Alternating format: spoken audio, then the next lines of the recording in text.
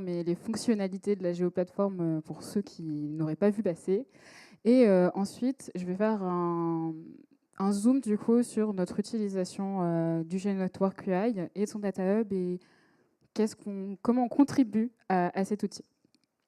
Donc la géoplateforme et carte.gouv, c'est les deux facettes d'un projet de transformation.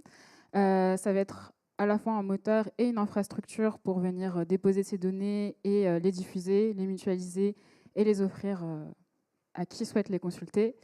Et c'est aussi un site carte.gouv pour unifier cet accès à la géoplateforme. On a eu à cœur donc, de développer la géoplateforme qui va être basée donc, sur des logiciels open source dans sa construction, mais aussi dans ses services, notamment donc, GeoServer et GeoNetwork. Comment fonctionne donc, cette géoplateforme? Qu'est-ce que vous pouvez faire en termes de fonctionnalité? Vous pouvez venir y livrer vos données, donc envoyer les données, vérifier ces données quand elles sont arrivées sur les serveurs. Et ensuite, vous pouvez les traiter. Donc, tout un tas de transformations, les passer en format pyramide ou autre, les mettre en base de données, les supprimer si vous le souhaitez. Et ensuite, stocker le résultat de ces transformations dans des bases de données sur GeoServer et configurer un service de diffusion. Ça peut être un service donc, standard WMS, WFS, mais ça peut être aussi un service de téléchargement, par exemple, en flux Atom. Donc carte.gouv.fr, c'est une interface pour le grand public, les producteurs de données et de cartes. On peut y retrouver donc l'actu de la géoplateforme. On va y avoir le catalogue qui va recenser l'ensemble des données qui sont mises à disposition sur la géoplateforme. On va pouvoir aussi venir alimenter et diffuser. On a un portail cartographique, différents outils de collaboration et de visualisation de ces données. Maintenant, GeoNetwork UI, pourquoi on a fait ce choix en 2023 d'utiliser cette brique pour notre géoplateforme? On avait besoin donc d'un flux on avait notre flux de métadonnées, on avait besoin de savoir comment on allait le mettre à disposition au plus grand nombre. Donc on a fait ce choix parce qu'on a vu qu'il y avait une communauté déjà existante autour de GeoNetwork UI, que l'UX et l'UI étaient travaillés avec cette communauté. Donc ça nous a tenu à cœur de savoir que la communauté était participée activement. Et les fonctionnalités aussi, à l'époque de base, remplissaient nos critères, mais pas entièrement satisfaisantes. C'est-à-dire qu'on avait certaines fonctionnalités dont on avait besoin qui n'étaient pas encore développées. C'est pourquoi on a travaillé donc, avec Camp2Camp. On leur a fait donc, des demandes de prestations pour venir enrichir le catalogue et offrir la meilleure expérience utilisateur, j'ai envie de dire, à nos utilisateurs du catalogue. Ça va être notamment du coup des fiches de données enrichies avec l'amélioration de l'affichage du modèle ISO 19110, avec la restitution du WFS également. Des fiches de service et de réutilisation dont on a évoqué un peu plus tôt dans la matinée, et aussi un support de l'offre de la géoplateforme. On a tenu à s'intégrer dans les outils tels que GeoNetwork pour que chacun puisse réutiliser ce qui sera sur la géoplateforme.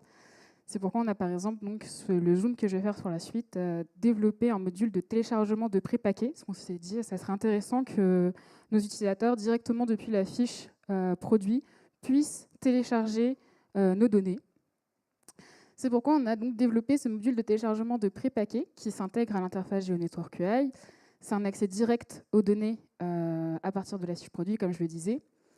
Au niveau des fonctionnalités clés, ça va être des filtres dynamiques, un affichage paginé des éléments et directement donc pouvoir télécharger. Je vais vous faire une petite démo tout à l'heure, mais ce qui est important de retenir sur ce module, c'est qu'il est utilisable sur toutes les plateformes qui vont utiliser un flux Atom. Donc c'est un formulaire générique qui va permettre à chacun qui diffuse ces données de cette manière-là de pouvoir les télécharger par la suite. C'est un composant réutilisable et personnalisable. Alors, pour une petite démonstration, voilà à quoi ressemble le formulaire. Donc là, je suis sur une page plan IGN, par exemple, et je vais pouvoir venir retrouver dans la section API téléchargement mon formulaire, filtré sur les zones qui m'intéressent au niveau de mon pré-paquet. Donc par exemple, si je souhaite uniquement la zone de l'an, je vais pouvoir voir les éléments qui sont disponibles. Je vais ainsi afficher l'ensemble des prépaquets disponibles. Soit je choisis de télécharger tout parce que j'ai besoin de tout, et j'aurai besoin de tout pour pouvoir tout dézipper par la suite. Soit alors il s'est passé quelque chose dans le téléchargement, les données étaient trop lourdes. On peut venir aussi reprendre le téléchargement en cliquant directement lien par lien. Voilà. Et voilà, donc ça a été j'ai réalisé, donc la PR a été réalisée fin janvier sur le repo de GeoNetwork UI. Donc c'est dès à présent à disposition si vous souhaitez le réutiliser de votre côté, si vous avez le même type de flux et le même type de données. Vous pouvez totalement le personnaliser pour vos besoins. Une autre image.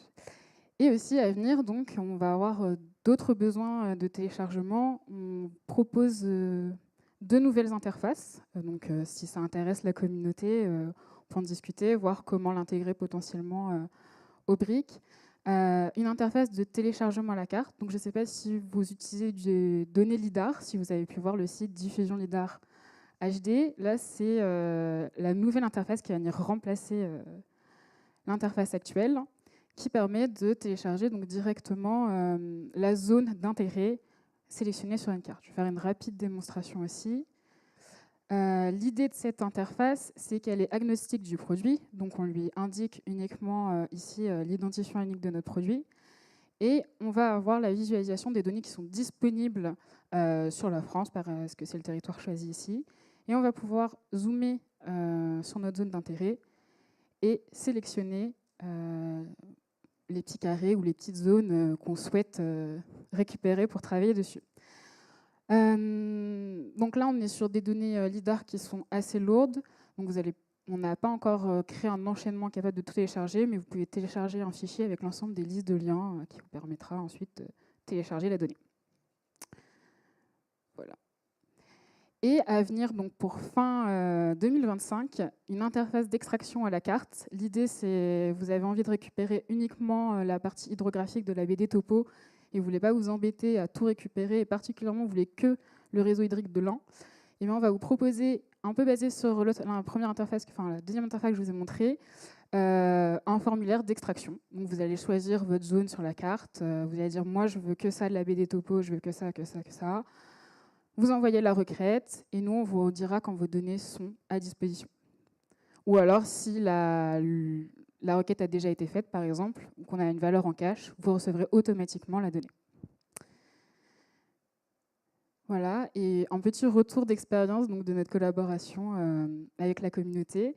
Le point positif, c'est vraiment la communauté en tant que telle, de pouvoir échanger avec elle.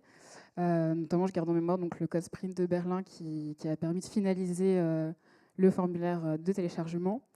L'accompagnement dans les développements, donc merci à Camp2Camp notamment. Et le point d'amélioration, mais qui je pense est pour tout projet, la documentation. Mais voilà. Donc, merci pour votre attention. N'hésitez pas si vous avez des questions, évidemment. Et si vous souhaitez une démonstration un peu plus aboutie de ce que je vous ai montré, c'est possible.